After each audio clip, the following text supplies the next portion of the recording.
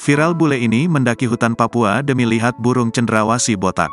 Seorang fotografer bernama Daniel Cordan membagikan sebuah video yang menakjubkan di sosial medianya.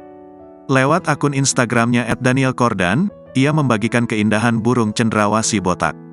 Untuk mendapatkan momen yang berharga itu, ia harus rela mendaki hutan Papua dari jam 4 pagi untuk bisa melihat keindahan burung ini selama 5 menit. Saya mendaki di Papua mulai jam 4 pagi di hutan hujan hanya untuk melihat seekor burung selama 5 menit dan itu salah satu burung terindah di dunia, burung cendrawasih Wilson, tulisnya. Untuk diketahui, burung cendrawasih botak hanya ditemukan di hutan dataran rendah pada Pulau Waigeo dan Batanta di Kabupaten Raja Ampat, Provinsi Papua Barat. Selain itu, cendrawasih botak dievaluasikan sebagai berisiko hampir terancam di dalam IUCN Red List. Burung ini didaftarkan dalam CITES Appendix 2.